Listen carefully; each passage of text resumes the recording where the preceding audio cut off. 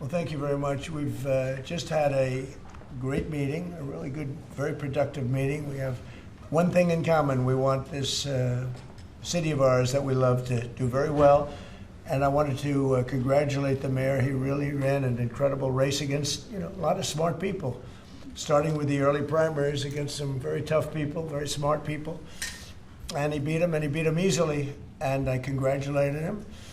And we talked about some things in very strong common, like housing and getting housing built, and food and prices, and the price of oil is coming way down. That anything I do is going to be good for New York. If I can get prices down, it's good for New York, and we've got them down, way down from last year. We have, as you know, I've been saying to a lot of people, Walmart said that Thanksgiving this year is exactly 25% less than last year, so that's good for New York, good for everybody.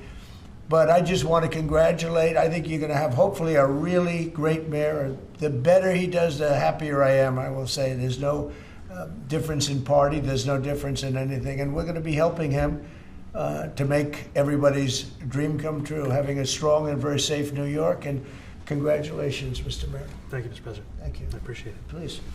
I appreciated the meeting with the president, and as he said, it was a productive meeting focused on a place of shared admiration and love, which is New York City, and the need to deliver affordability to New Yorkers, the 8.5 million people who call our city their home, who are struggling to afford life in the most expensive city in the United States of America.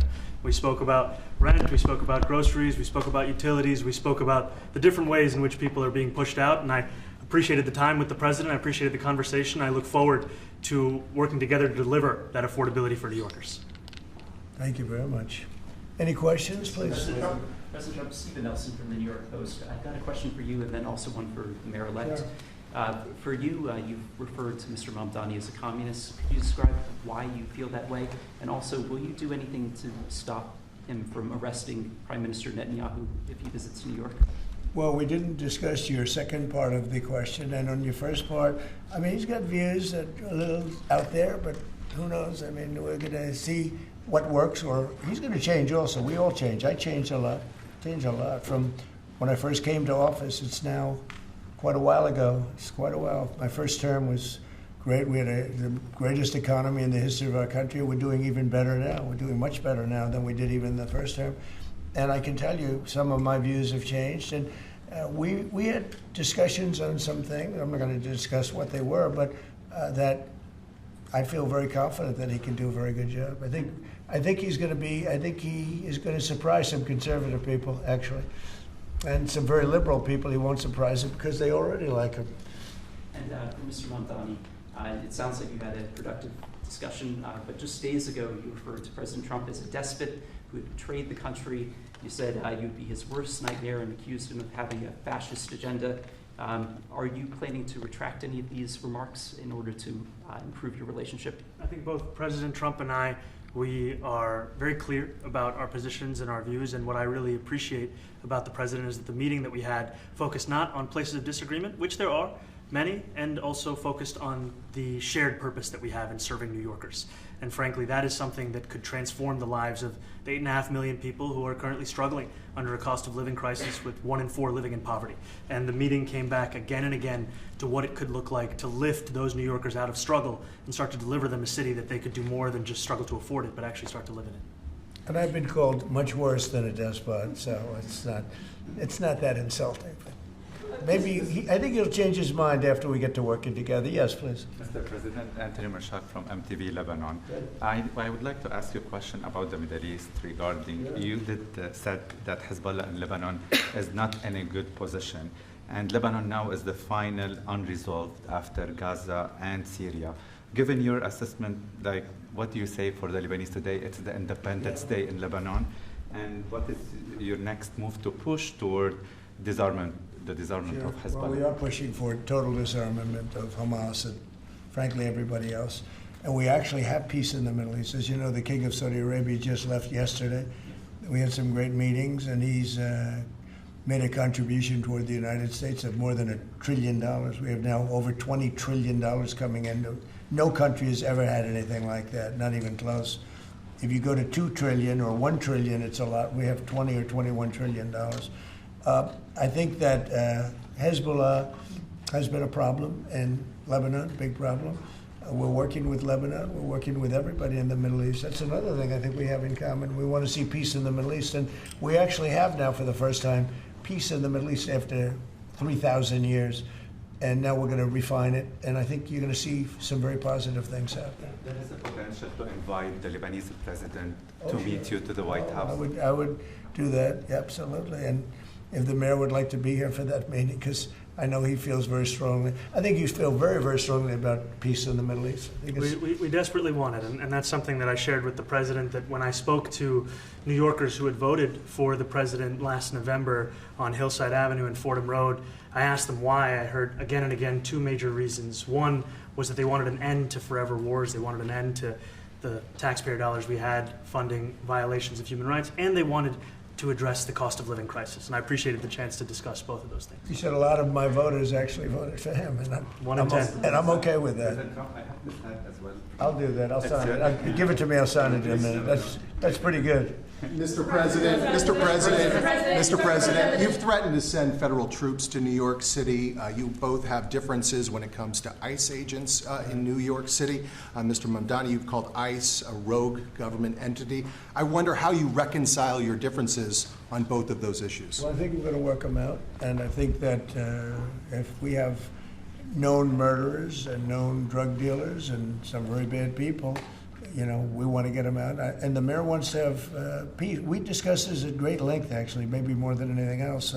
He wants to have a safe New York. Ultimately, a safe New York is going to be a great New York. If it's not safe, no matter how well we do with pricing and with anything else, we can talk about anything you want. If you don't have safe streets, it's not going to be a success. So we're going to work together. We're going to make sure that if there are horrible people there, we want to get them out. I think he wants to get them out maybe more than I do. So we'll work together. We discussed it at great length. Yes, please. Two questions, if I may. One for you, Mr. President, on BBC in a second. But first of all, for the Mayor-Elect. You're both from different parts of the political spectrum. You're both populists, though, and I just wonder to what extent the president's campaign style, his techniques, his social media use inspired any part of your campaign. Well, I actually told the president that so much of the focus of our campaign has been on the cost of living crisis. And when we asked those New Yorkers who had voted for the president, when we saw an increase in his numbers in New York City, that came back to the same issue: cost of living, cost of living, cost of living. And they spoke about the cost of groceries, the cost of rent, the cost of Con Ed, the cost of childcare. And too often politicians are looking to lecture to New Yorkers what they should care about as opposed to listen. And when we spoke to those voters who voted for President Trump, we heard them speak about cost of living. We focused on that same cost of living, and that's where I am really looking forward to delivering for New Yorkers in partnership with the president on the affordability agenda. And I think we have to work a little bit. We talked about Con Edison. We have to work a little bit on getting the prices, because we've gotten fuel prices way down, but it hasn't shown up in Con Edison. And we're going to have to talk to them. If we're sending them fuel at a much lower price than it was a year ago, which is true, we have to get Con Edison to start lowering their rates. Absolutely. And if I may, last week you told me you were pushing ahead with your plans to sue the BBC for up to $5 billion. You were going to speak to Prime Minister Starmer as well. Is there any progress or any updates on those issues? Well, we get along very well with the Prime Minister. We made a deal with UK. I like him. He's a fine person. And, I think they have some big energy problems. They've got windmills all over the place. They're going to have to start using other methods because their energy is out of control. Talking about in the UK, it's out of control. And he's got that problem. He's got a big immigration problem, as you know, and he's got a big energy problem. And we talk about it. He's a good man.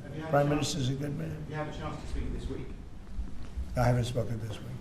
Have you spoken to President Zelensky, or do you intend to meet with him, President Zelensky, about your plan? Are you going to meet with him? I've spoken with their people. We have a plan. It's horrible what's happening. It's a war that should have never happened. It would have never happened if I was president, and it's a shame. And I thought they should have acted quicker. But it's a cold winter, and a lot of the you talk about utilities, but a lot of the big energy-producing plants have been under attack, to put it mildly, to put it nicely. We have a way of getting peace, or we think we have a way of getting peace. He's going to have to approve it. Just so sad, so many people. Last month, they lost 25,000 soldiers. This is something, we haven't seen anything like this since the Second World War. And they're averaging 6,000 or 7,000 a week between the two of them, dead soldiers. And it goes on, and I think they're getting reasonably close, but I don't want to predict. I would have said that would have been one of my early ones. I did 8 peace deals of countries, including in India, Pakistan. You could even go, in fact, they're coming here in a week or two, go to the Congo and Rwanda. That was 10 million people dead, and we worked something out on that, but so many. And the one I thought would have been, for me, because I have a very good relationship with President Putin, I thought that would have been maybe quicker, but it does take 2 to tango. And now you just see all the death.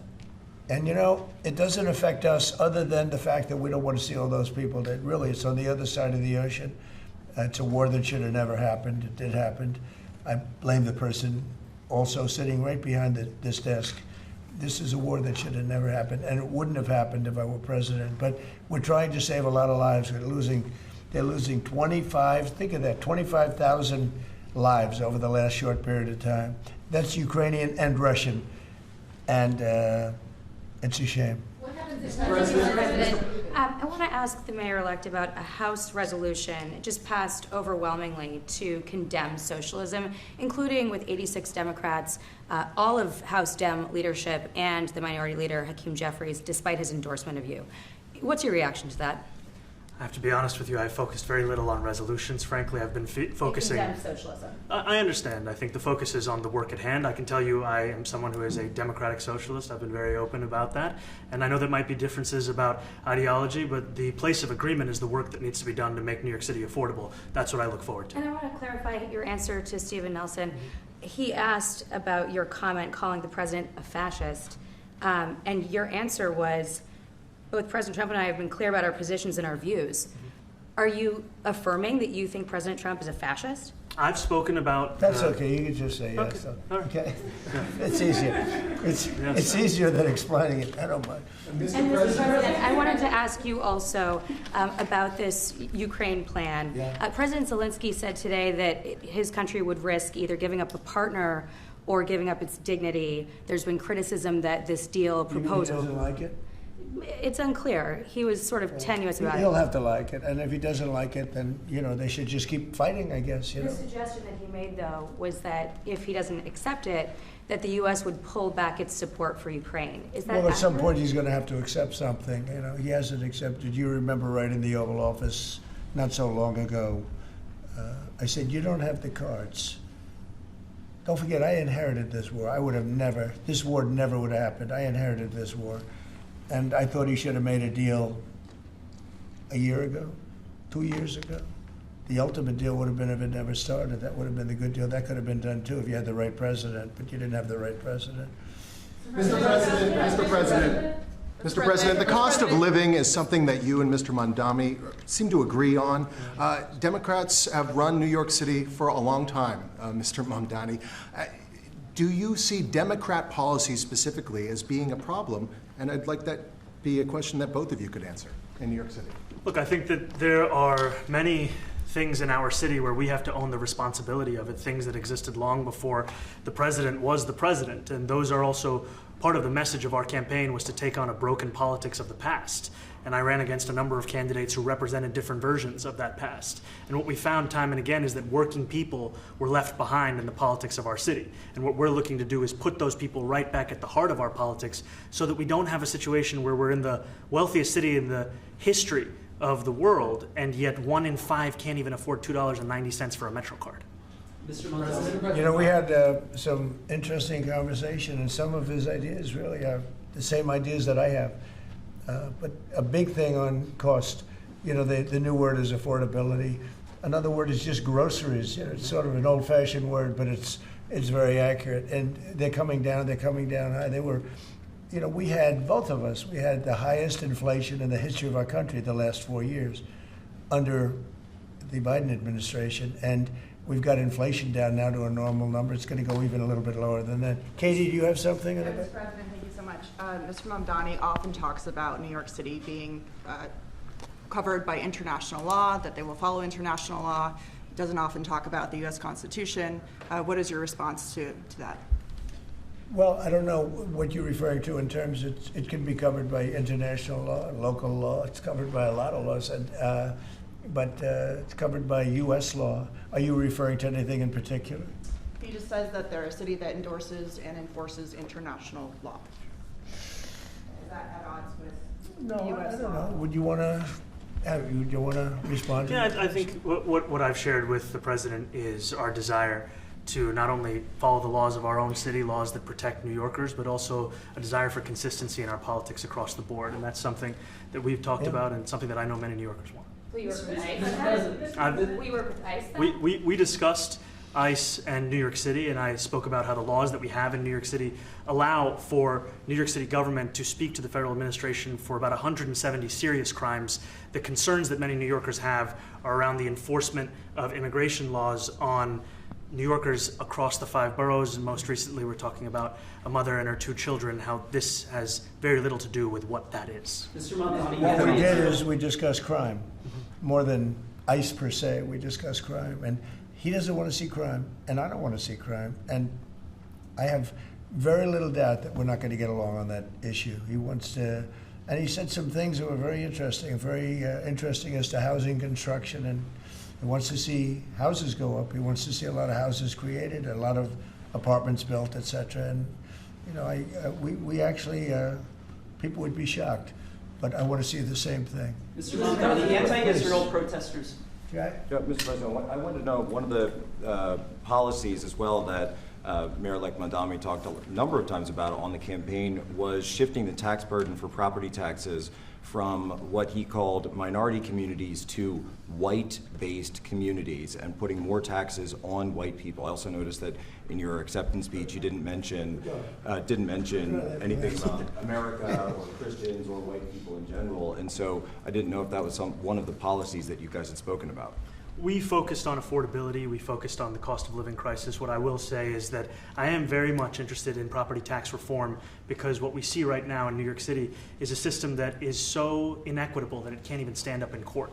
And the president and I spoke about the importance of not only building more housing, but also making sure that regulation of housing is something that is manageable to actually get through and not the cause of yet another weight that we see in our But to be city. clear, you're continuing this idea of race-based property taxes. No, to be very clear, That's what you said. no, the use of the term was a description of neighborhoods, not a description of intent. So you intend to tax the whiter neighborhoods more? No, we intend to create a fair property tax system because we want a New York City that is not only fair and equitable, but also one that every New Yorker can afford. Mr. Mamdani, anti-Israel protesters just Please, God. Mr. Mamdani, anti-Israel protesters just targeted a synagogue in New York. Are you concerned about Jewish New Yorkers feeling welcome and safe in the city? And President Trump, you've threatened to cut off federal funding to New York City. What policies would prompt you to do that? Would that be city-run grocery stores? Would it be something else? Well, I think if we didn't get along, whether it's cut off or just make it a little bit difficult or not give as much, we want to see, I use the term, we don't want good money going after bad, and we don't want that to happen. I don't think that's going to happen. I did say that, subject to what policies are being said. We had a meeting today that actually surprised me. He wants to see no crime. He wants to see housing being built. He wants to see rents coming down, all things that I agree with. Now, we may disagree how we get there, the rent coming down. I think one of the things I really gleaned very much today, he'd like to see him come down, ideally, by building a lot of additional housing. Yeah. That's the ultimate way. He agrees with that, and so do I. But if I read the newspapers and the stories, I don't hear that. But I heard him say it today, and I think that's a very positive step. No, I don't expect. I expect to be helping him, not hurting him. A big help, because I want New York City to be great. Look, I love New York City. It's where I come from. I spent a lot of years there. Now I'm right here. We took a big setback with the mayor that we had, named de Blasio. I thought it was a tremendous setback for the city. I think this mayor can do some things that are going to be really great. Mr. President, Mr. President, Thank you, Mr. President. How about you? Go Thank you, ahead. Mr. President. You're a billionaire. You have a different address nowadays than you used to, but you used to call New York City home. Would you feel comfortable living in New York City under a Mamdani Yeah, administration? I would. I really would. Especially after the meeting. Absolutely. What makes you comfortable? We agree on a lot more than I would have thought.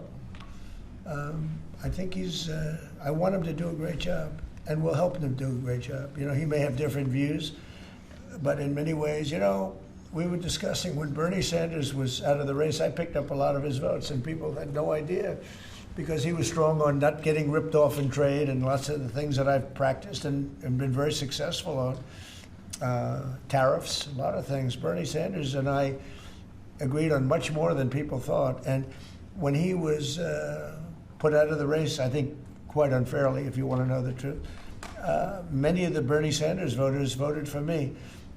And I felt very comfortable, frankly, in seeing that and saying that. And, you know, it just turned out to be a statistical truth. But, no, I feel very comfortable. I would feel very, very comfortable being in New York, and I think much more so after the meeting. Yes, please. Thank you, Mr. President. I have a question for you, but a very quick one for Please. the mayor. Why did you fly here? Aren't trains greener? I'll use every form of transit, and I want to make sure that they're all affordable in New York City, and that's why making buses fast and free is a centerpiece of our campaign. Did you? There is a bus that goes. Well, but I know, but if he flew, that's a lot quicker too. You know, I mean, he's working very hard. For him to be, that's a very long drive. I'll stick up for you. You know, the plane takes you 30 minutes, and driving takes you a And long Mr. time. President, I was wondering if you could clear up some confusion around a Washington Post report. There was this explosive report that the Coast Guard is no longer going to characterize swastikas and nooses as hate symbols. DHS called that a lie and fake news. Can you clear up? I don't know anything about it. When was this written? I think yesterday. Well, look, the Coast Guard's an incredible group of people. I know them very well. We just ordered a lot of new Coast Guard cutters, beautiful, the most magnificent ship. They look like yachts with lots of guns on them. So I don't know, I haven't seen any report like that, but certainly we want them to remain a great force, and they are. You are a peacemaker, and you did the peace in all the 9 months Yes. around the world. I would like to ask Mr. Mamdani, you've accused the U.S. government of committing genocide in Gaza while President Trump was working on peace. Why that? I've spoken about the Israeli government committing genocide, and I've spoken about our government funding it. And I shared with the president in our meeting about the concern that many New Yorkers have of wanting their tax dollars to go towards the benefit of New Yorkers and their ability to afford basic dignity. And what we see right now is we're in the 9th consecutive year of more than 100,000 school children being homeless in our city. And there's a desperate need not only for the following of human rights, but also the following through on the promises we've made New Yorkers. And I appreciated the meeting we had and the work that we can do. Do you agree that President Trump did do a peace and he worked hard to make the peace? Because he worked hard to do the peace in the Middle East and everywhere. Do you agree with that? I appreciate all efforts towards peace, and I shared with President Trump that when I spoke to Trump voters on Hillside Avenue, including one of whom was a pharmacist that spoke about how President Trump's father actually went to that pharmacy not too far from Jamaica Estates, that people were tired of seeing our tax dollars fund endless wars. And I also believe that we have to follow through on the international human rights, and I know that still today those are being violated, and that continues to be work that has to be done no matter where we're speaking of. Mr. President, question for Mr. Thank you, Mr. President. Do you view the mayor-elect as the true leader of the Democrat Party? And do you think Leader Schumer's and Leader Jeffries, have to follow his lead? Well, look, I hope they have great leaders. This is a man that right now I think is focused in New York City. I really think he has a chance to do a great job. We're going to help him, but I really think he has a chance to do a great job. But I'll let you answer that. You consider yourself the leader of the Democrats? I think it's more appropriate for him. I consider myself the next mayor of New York City, and I keep my horizons firmly on New York City, and I appreciate the meeting with the president, which focused again on the 5 boroughs and whether New Yorkers could afford to live there. By the way, being the mayor of New York City is a big deal. Absolutely. I always said, one of the things I would love to be someday is the mayor of New York City. Being the mayor of New York, and especially now, because I think you're at really a turning point, one way or the other. It could go great, or it can go in a different direction. And I think you really have a chance to make it great. Mr. President, you say you love New York City. Mr. Mamdani, does New York City love President Trump? New York City loves a future that is affordable. And I can tell you that there were more New Yorkers who voted for President Trump in the most recent presidential election because of that focus on cost of living. And I'm looking forward to working together to deliver on that affordability agenda. I got a lot of votes. One more. Go ahead. One or two more. Go ahead. And, I tell you, the press has eaten this thing up. You know, I've had a lot of meetings with the heads of major countries. Nobody cared. This meeting that you people have gone crazy. You know, outside you have hundreds of people waiting. This is just a small little group. For some reason, the press has found this to be a very interesting meeting. The biggest people in the world, they come over from countries nobody cares. But they did care about this meeting, and it was a great meeting. Go ahead. Yeah, Mr. President, I was going to ask you exactly that. Why do you think there's so much more, so much excitement around this than even some foreign leaders? Because I think he's different. All right, I think he's different, and that can be in a very positive way. But I think he's different than, your typical guy runs, wins, becomes mayor maybe, and nothing exciting. Because he has a chance to really do something great for New York. New York is at a very critical point, and he does need the help of the federal government to really succeed, and we're going to be helping him.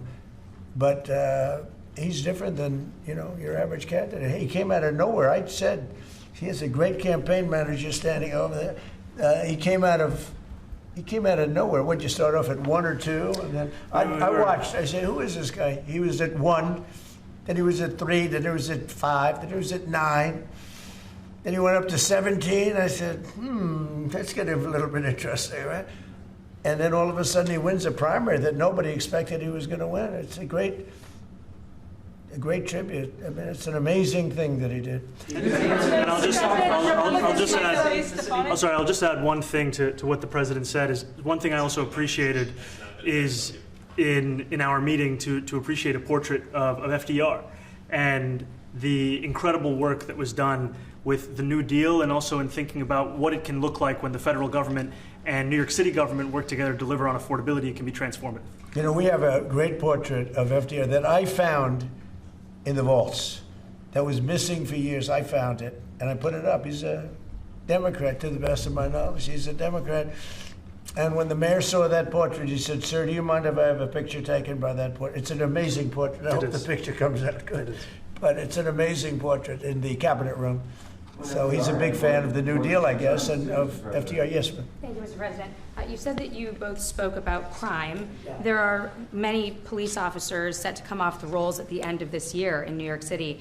Are you going to allow those police to be replaced with police officers, actual cops? And are you going to require that happens? Would there be some consequence if the Well, I hope staffing? it happens, but again, that's going to be ultimately the mayor's decision. What's your answer? Is that I look forward to delivering public safety with the NYPD, and I've said over the course of our campaign that we have the number of police officers today. They are the ones that's budgeted about 35,000 headcount. And I think the key thing is that we have to make it easier for police to focus on police work, not ask them to respond to 200,000 mental health calls a year. So is that a reduction from what you're at right now? Are you committing to maintaining the same level of cops? I've committed over the course of the campaign to maintain the 35,000. That's the headcount that we had through the campaign. And not replace them with caseworkers, social workers? No, I've said that's the headcount that we want. What we need to do is make sure they can focus on serious crime. And he just retained a great police commissioner, I believe, right? Yes, we did. Commissioner Tisch. If the newspapers are correct. That one they're correct about. He retained, I think, somebody that is she's a good friend of some of the people in my family, of Ivanka, and they say she's really good, really competent, and he just retained her, so that's a good sign. Mr. President, are there still topics that you see the two of you disagreeing on in the future, and do you think you'll have more meetings like this? There will be topics that we disagree on. I think we'll probably come to a conclusion, and ultimately he'll convince me, or I'll convince him. It's for the good of New York. Ultimately, it's for the good of New York. I don't care about affiliations or parties or anything else. I want to see if this city could be unbelievable, if he could be a spectacular success, I'd be very happy. Do you think you guys will meet more in the future, too? Sure. Do you think you'll meet again in the future, throughout the administration? I think we will. I think we will. I hope we do. I enjoyed the meeting. We had a great meeting. Please. Mr. President, Republican Elise Stefanik has campaigned multiple times by calling Zohran Mamdani a jihadist. Do you think you're standing next to a jihadist right now in the Oval Office? No, I don't, but she's out there campaigning, and, you say things sometimes in a campaign. Isn't that sort of divisive? She's a very capable person. Isn't But that a kind of label? you really have to ask her about that. But no, I don't particularly. I think I met with I met with a man who's a very rational person. I met with a man who really wants to see New York be great again. And I can say again, because New York was great. You know, when I came down to Washington initially, the city was so hot. It was doing great.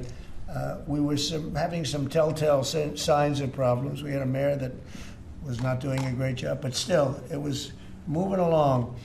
And it went bad. It really went, you know, pretty bad. And he can, I think it's been at lower points, but it went pretty bad.